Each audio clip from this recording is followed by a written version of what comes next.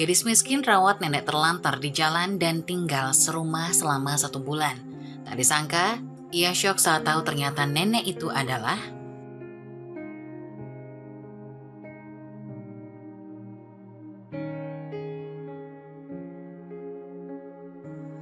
"Mas, kamu di mana? Perutku sakit, Mas.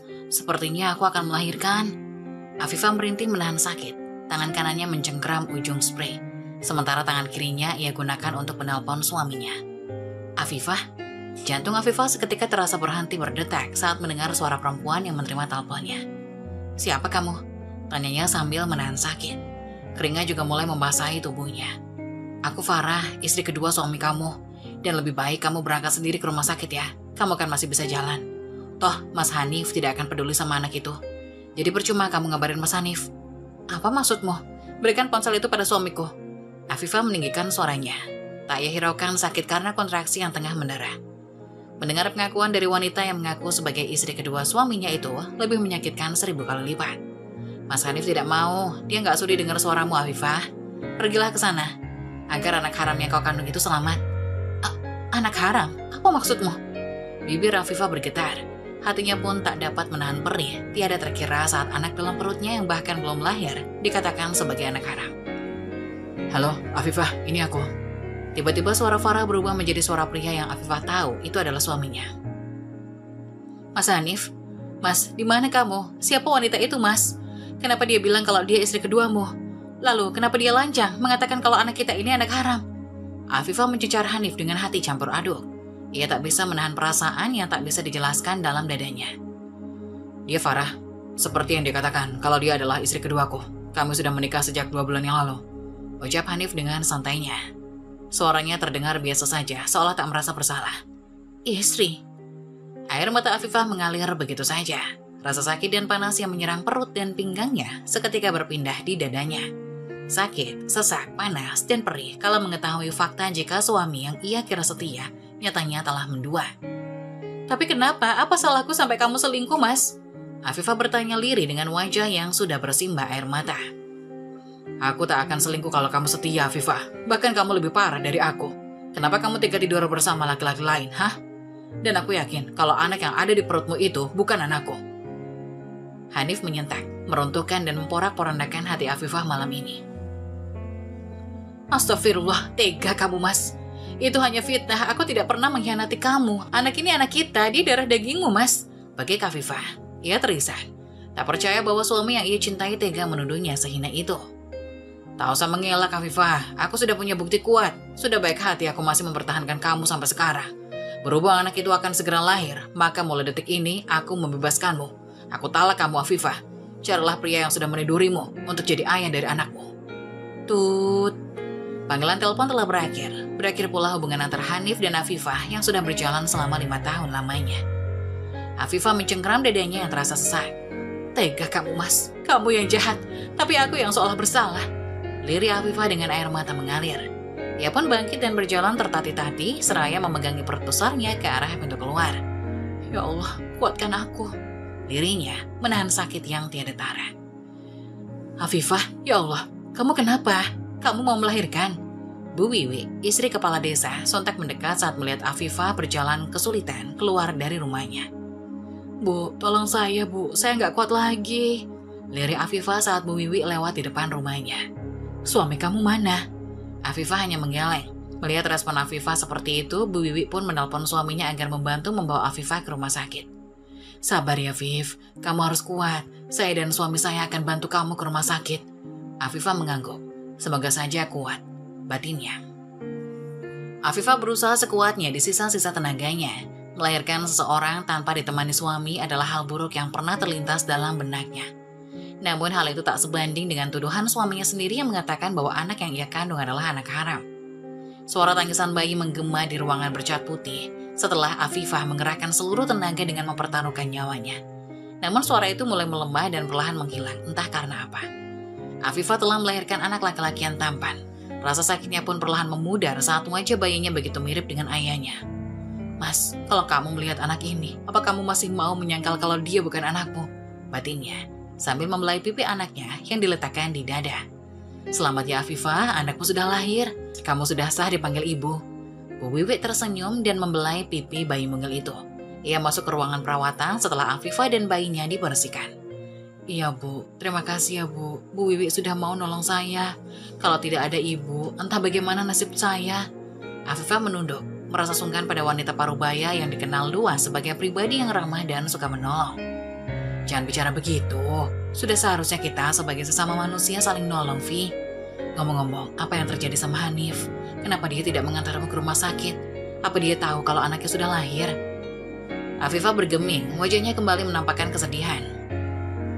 Saya sama Mas Hanif sudah cerai, ungkapnya yang sontak membuat Bu Wiwi terbelalak kaget.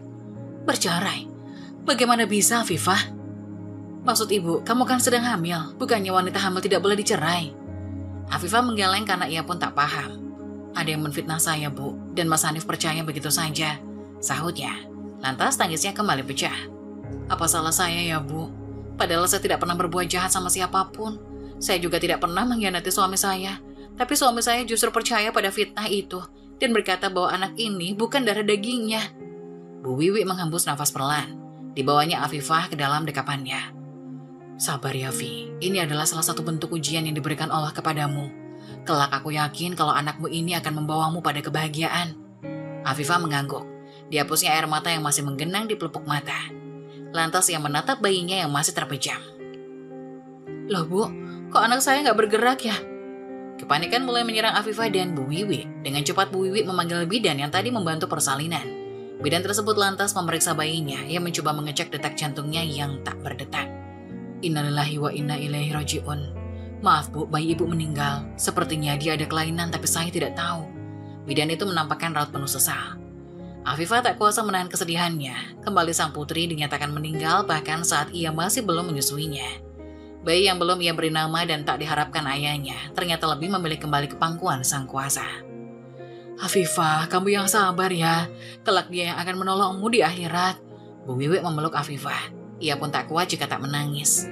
Anakku Bu, kenapa harus anakku? Kenapa bukan Mas Hanif saja? Istighfar Afifah, percayalah bahwa akan ada kebahagiaan untukmu nanti. Afifah menangis sejadi-jadinya sambil menggendong bayinya, mengecupnya dengan penuh kasih. Tak ia sangka bahwa ia harus merasakan duka di atas luka yang baru saja ditorehkan suaminya. 1 bulan telah berlalu usai Afifah kehilangan sang anak dan menjadi janda.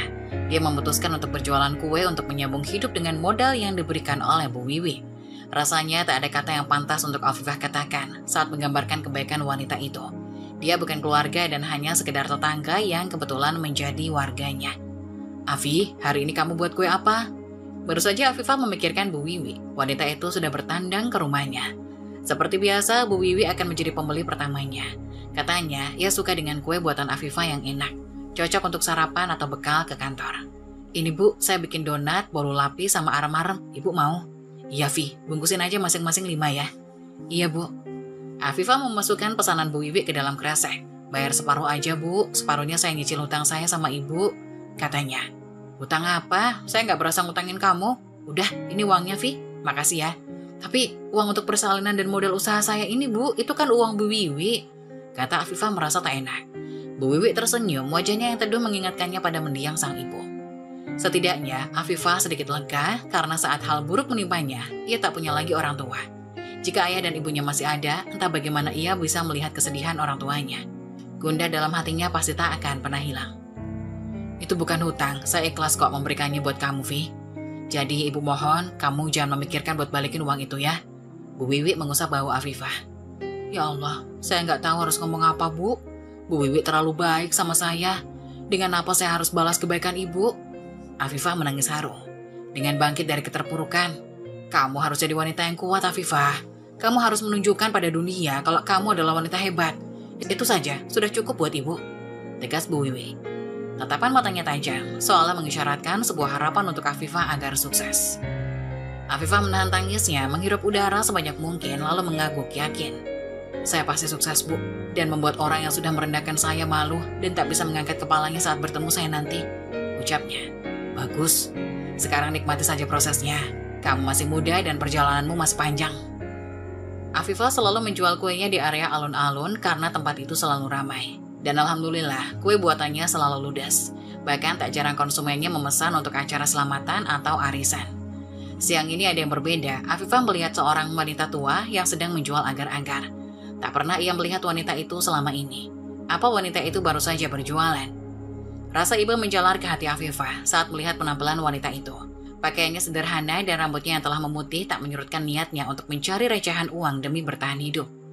Ini tempatku. Cari tempat lain sana. Dasar nenek peot. Oh, maaf nak. Saya tidak tahu. Saya akan bergeser. Apa kau tuli? Tempat ini adalah milikku. Meski kamu bergeser, tak akan cukup.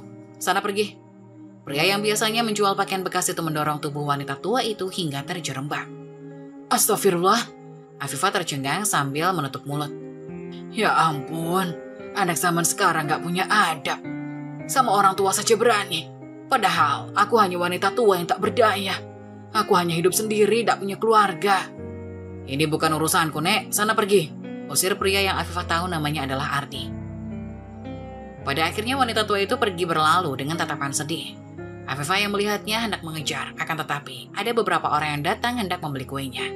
Afifah berharap wanita tua itu baik-baik saja. Afifah mengucap syukur karena dagangannya tersisa sedikit. Meski tak habis, setidaknya ia sudah dapat untung. Apalagi tadi ada orang yang memesan kue pie dalam jumlah yang cukup banyak menurutnya. Alhamdulillah buat hari ini, gumam Afifah. Lantas ia berjalan pulang sambil membawa perlengkapan dagangannya. Di arah pulang, Afifah melotot saat melihat wanita tua yang diusir oleh Ardi di alun-alun tadi sedang duduk di jalan sambil memegangi kepalanya. Ditambah lagi dagangannya berceceran. Nek, nenek kenapa?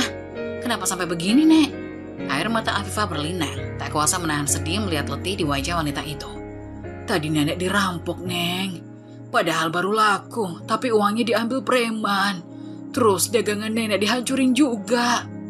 Adunya dengan bersedih. Ya Allah, nenek tinggal di mana? Aku antar ya. Nenek gak punya tempat tinggal, Neng. Selama ini nenek tinggal di jalanan. Afifah menunduk sambil mengusap air matanya. Kalau gitu, ayo ikut saya, Nek. Nenek tinggal sama saya aja, mulai sekarang. Nah, akhirnya kita sampai. Ayo masuk. Afifah tak melepaskan genggaman tangannya. Ini rumahmu? Tanya nenek itu. Afifah hanya mengangguk. Nama nenek siapa? Tanya Afifah usai membantu wanita itu duduk. Samiati. Samiati? Nama yang bagus. Kalau saya Afifah, Nek, panggil saja saya Afi. Afifah tersenyum. Manis sekali, sampai kedua matanya menyipit. Samiati tersenyum melihat aura kebaikan yang terpancar dalam diri Afifah. Kamu tinggal sendirian? Tanya nenek. Afifah mengangguk. Iya, Nek, semenjak hari itu saya tinggal sendirian. Tapi mulai sekarang enggak, karena ada nenek yang menemani. Ucapnya, lantas diiringi oleh senyuman. Akan tetapi nenek Samiati dapat melihat sorot kesedihan di mata bundar Afifah. Oh ya, nenek udah makan? Pasti belum kan? Nenek udah berusaha keras hari ini, saya akan menyiapkan makanan buat kita berdua. Nenek tunggu aja di kamar sambil istirahat. Afifah tersenyum senang, lantas berlalu cepat menuju dapur. Nek Samiati menghela nafas berat, ditatapnya sekeliling ruangan tempatnya berada saat ini. Rumah tanpa asbes itu memang sejuk. Rumah tanpa asbes itu memang sejuk karena angin dengan mudah masuk melalui lubang-lubang genteng. Kemudian ia berdiri dan berjalan menuju kamar pertama yang bersebelahan dengan ruang tamu. Tatapannya berhenti pada foto yang ada di atas meja dengan posisi tertelungkup. Saat dibalik ternyata sebuah foto pernikahan. Nenek, sudah siap? Mau makan sekarang, Nek? Afifah berhenti di ambang pintu kamarnya. Nek Samiati menoleh dan melihat tatapan Afifah yang menuju ke foto yang ada di tangannya. Apa ini foto pernikahanmu, Nak? Afifah menunduk sejenak, lalu berjalan dan mengambil foto tersebut. Iya, tapi ini sudah jadi sampah, Nek. Aku lupa membuangnya. Sahutnya dengan senyum yang dipaksakan. Kenapa, Nak? Afifah diam, namun air matanya malah mengalir. Samiati sontak memeluk Afifah. Sabar ya, Nak. Apapun yang terjadi sama kamu, aku tidak tahu. Tapi aku yakin kalau kamu akan mendapatkan kebahagiaanmu nanti. Afifah kembali bersedih. Aku sudah berusaha keras buat tetap tegar dan kuat. Tapi setiap kali mengingat, luka di hatiku ini kembali menyapa, Nek. Lalu meluncurlah cerita dari bibir Afifah tentang kejadian naas yang membuatnya jadi janda dan kehilangan buah hatinya. Kedua mata Nek Samiati berlinang mendengar cerita menyedihkan tersebut. Ia hanya bisa mengusap bahu Nira dengan lembut. Ia hanya bisa mengusap bahu Afifah dengan lembut sambil mengucap kalimat-kalimat untuk menenangkannya. Sudah cukup. Cukup sampai di sini saja kesedihanmu, Nak. Kamu tidak pantas menangisi laki-laki bajingan seperti dia. Kamu harus mandiri dan sukses. kata Nek Samiati yang terdengar sama seperti ucapan Bu Wiwi tempo hari. Afifah mengangguk, ia sedikit lebih tenang usai bercerita. Lantas ia mengajak Nek Samiati ke dapur untuk makan siang. Tentunya hanya dengan lauk sederhana seadanya saja. Afifah, kenapa kamu malah menampung nenek itu di rumahmu? Afifah yang sedang menyapu lantai terkesiap saat Bu Wiwi langsung bertanya-tanya ketika menghampirinya. Wanita itu tanpa basa-basi langsung memprotes meski tak langsung begitu. Saya kasihan sama Nek Samiati, Bu. Dia sendirian, tanpa sanak saudara. Rumah pun nggak punya, makanya saya ajak Nek Samiati tinggal di sini. Jelas Afifah. Bu Wiwi menghembuskan nafas pelan. Ibu tahu niatmu baik, Vi. Tapi ibu itu kasihan sama kamu. Kamu masih serba kekurangan dan baru bangkit dari keterpurukan. Tapi malah bawa wanita asing itu tinggal sama kamu. Ia menghela nafas panjang. Bukannya ibu mau ngatur hidup kamu, Vi. Tapi ibu bilang begini karena ibu peduli sama kamu. Namanya lagi seraya mengusap bahu Afi. Afifah mengangguk. Iya, Bu. Saya ngerti kok. Makasih ya, Bu. Tapi saya akan tetap mengurus Nek Samiati. Sejak ada Nek Samiati, saya jadi merasa gak kesepian, Bu. Bu Wiwi tak bisa membantah lagi. Ya sudah, kalau itu sudah jadi keputusan kamu, Vi. Ibu pergi dulu ya. Afifah mengangguk. Tanpa ia sadari, Nek Mia mendengar obrolannya dengan Bu Wiwi. Tak dapat dipungkiri bahwa hati Nek Mia sedih mendengarnya. Baru sehari ia tinggal bersama Afifah, tapi kabar keberadaannya dianggap merepotkan oleh orang sekitar. Seperti biasa, Afifah berjualan kue di dekat alun-alun, akan tetapi dia sendiri, karena Nenek Samiati tak ikut agar bisa istirahat di rumah. Siang itu, ada 2 orang pria yang mengikuti Afifah, sampai Afifah selesai berjualan dan kembali ke rumah. Begitu terus selama sebulan tanpa diketahui oleh Afifah. Suatu ketika, Afifah merasa ada yang sedang mengikutinya, tapi dia mencoba untuk tetap tenang. Ketika ia masuk ke dalam rumah, tiba-tiba pria itu mengikutinya sampai di samping rumah. Kemudian, Afifah pelan-pelan keluar dari pintu belakang, melangkah perlahan dan memukul pria itu dari belakang. Buk, buk. Aduh, sakit. Siapa kalian? Tanya Afifah sambil memegang balok di tangannya. Sebentar, kita bisa bicara baik-baik, Mbak. Jawab salah satu pria itu. Mbak, tenang dulu, kita akan jelaskan siapa kami. Oke, coba jelaskan sekarang, kata Afifah dengan tegas. Kami anak buah dari Pak Aksa. Sebenarnya kami gak pengen macam-macam. Kami hanya memantau kegiatan nenek itu di rumah ini dan menyelidiki mbaknya. Pak Aksa itu cucu dari Nenek Samiati. Afifah terdiam. Dia masih tak mengerti dengan ucapan pria itu. Jadi gini, Pak Aksa adalah pemilik perusahaan kuliner terbesar di kota Jakarta. Nah, beliau sedang mencari neneknya yang hilang selama sepekan. Maka dari itu kami ditugaskan untuk mencari si nenek. Ternyata si nenek ada di sini bareng mbaknya. Jadi kami diperintah oleh bos untuk menyelidiki mbaknya. Takutnya nenek dijahatin sama mbaknya. Jelas dari salah satu pria itu. Afifah terdiam sambil berpikir. Kalau emang benar perkataan kalian, berarti sebenarnya Nenek Samiati orang kaya dong. Terus kenapa nenek bilang dia nggak punya rumah dan malah berdagang di jalanan? Tanya Afifah kebingungan. Nenek sedang menyamar dan ingin mencari pendamping buat cucu nenek. Soalnya cewek zaman sekarang kebanyakan minum attitude dan juga mata duitan. Nenek nggak mau cucu nenek malah nikah sama perempuan kayak gitu. Jawab nenek yang sedari tadi berada di belakang mereka. Kemudian datanglah mobil mewah berwarna hitam. Tak lama seorang pria tampan keluar dari mobil tersebut dengan pakaian rapi menghampiri si nenek. Nenek baik-baik aja kan? Apakah nenek terluka? Kenapa nenek kabur-kaburan begini? Tanya Aksa, cucu dari Nenek Samiati, yang ternyata Samiati itu hanyalah nama samaran. Perkenalkan ulang, nama asli nenek adalah Dewi Gandhi Cakrawala. Dan ini cucu nenek Aksa Gandhi Cakrawala.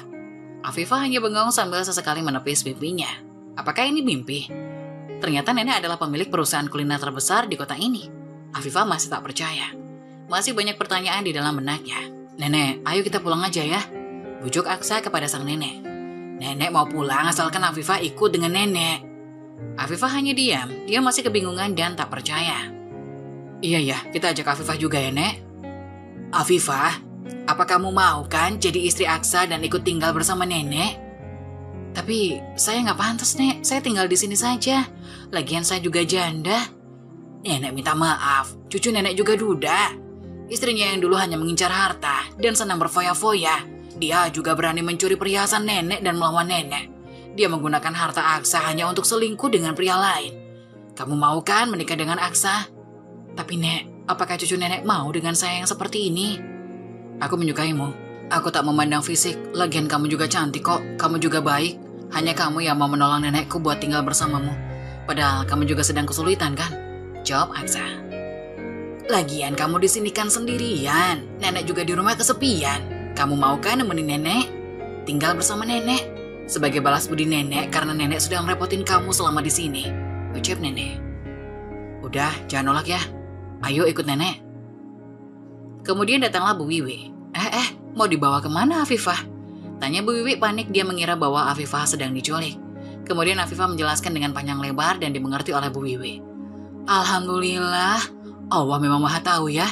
Semoga ya Afifah, semoga langgeng terus jadi keluarga yang sakinah mawaddah warohmah, ucap Bu Wiwi. Setahun kemudian, setelah pernikahan Aksa dan Afifah, mereka pun hidup bahagia. Afifah selalu membuat menu baru yang ia buat untuk tambahan menu kuliner milik suaminya. Perusahaan suaminya pun menjadi semakin maju. Suatu ketika, Afifah yang sedang hamil ingin jalan-jalan ke wisata kuliner milik suaminya yang ada di dalam swalayan. Ketika ia sedang memilih kek di etalase, tak sengaja dia bertemu dengan pria yang sepertinya ia kenal. Mas Hanif? Afifah? Hamil dengan siapa lagi kamu sekarang, ha? Dasar wanita murahan, ucap mantan suaminya itu. Jaga mulutmu ya mas. Afifah berusaha keras menjelaskan kronologi permasalahan mereka untuk membuktikan bahwa ia tidak sekeji itu. Akan tetapi, Hanif dan Farah tak mempedulikan omongannya. Udahlah mbak, ngaku aja. Lagian Mas Hanif juga udah nggak peduli sama mbaknya, ucap Farah, istri dari mantan suaminya itu. Masih gembel aja ya kamu. Mana ayah dari bayi yang sedang kamu kandung sekarang? Nggak ada kan? Berarti anak itu anak haram, ucap Hanif sambil tertawa. Tak lama Aksa datang menghampiri mereka. Ada apa ini ribut-ribut? Ada Pak Aksa. Ini Pak, ada perempuan gembel yang masuk ke swalayan Pak, ucap Hanif seakrab dengan Aksa. Iya nih, mana sendirian lagi dengan perut besar seperti itu? Mana ayah dari anaknya mbak? Oh iya, itu kan anak haram ya. Ups, ucap Farah. Tak lama, tamparan pun jatuh di pipi mereka berdua. Sopan sekali mulut kalian ya, ucap Aksa sambil menggandeng Afifah. Dia istriku, anak yang dia kandung adalah anakku, bentak Aksa. Seketika mereka berdua hanya bisa terdiam. Mulai sekarang kamu saya pecat. Tanpa basa-basi, Aksa langsung memecat Hanif dan memblacklist namanya dari semua perusahaan agar tidak ada yang mau menerimanya bekerja. Padahal Hanif sudah berjaya bekerja menjadi manajer di restoran milik Aksa. Selain itu, Nek Dewi yang memiliki perusahaan Aksa juga memiliki beberapa perusahaannya sendiri. Selain kuliner, dia juga memiliki restoran besar dan juga pemilik apartemen yang ada di kota ini. Selama Hanif menjadi manajer, dia mendapatkan fasilitas 1 apartemen dan 1 kendaraan mobil. Akan tetapi, setelah ini dapat dipastikan dia akan menjadi gelandangan di jalanan dan tak bisa lagi melamar pekerjaan di perusahaan manapun. Walaupun Hanif sudah berusaha keras untuk meminta maaf kepada Afifah dan Aksa, akan tetapi usahanya sia-sia. Aksa dan Afifah jalan bergandengan, tak peduli dengan mereka berdua dan meninggalkan mereka yang sedang berlutut memohon ampun. Lain kali jangan pergi tanpa aku ya sayang, ucap Aksa kepada Afifah yang dibalas senyuman manja oleh Afifah. Betapa bahagianya dia disayang secara ugal-ugalan dengan sang suami. Dia pun merasa bersyukur, ternyata di setiap kesulitan pasti ada kemudahan.